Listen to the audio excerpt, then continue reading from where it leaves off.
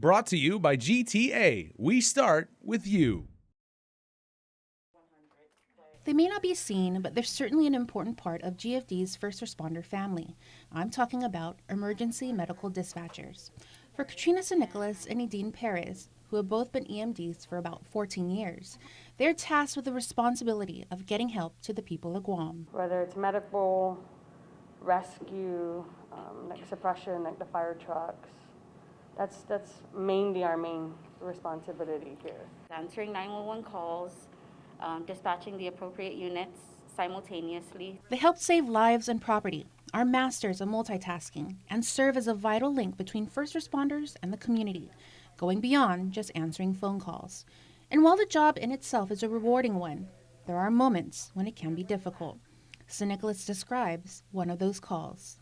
Even though I helped save a life, lives were still taken that day.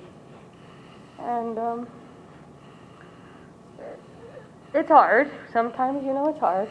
Not everybody can do what we do. It can be rough knowing that it isn't always going to be a good day on the job, but it's the nature of such a profession. Whenever it has to do with kids or babies, those break my heart, and I can only pray that for the best outcome at the end of that call.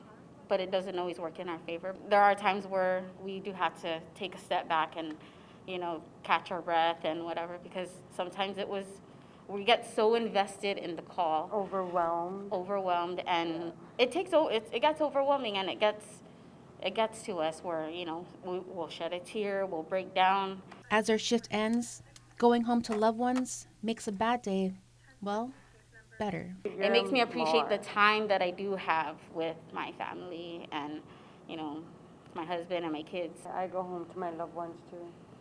My fur baby. Always excited to see his mommy. Remember, they may not be on the front line in an emergency, but they are the first to answer a call for help. Reporting for Guam's News Network, I'm Jonah Goncharfres.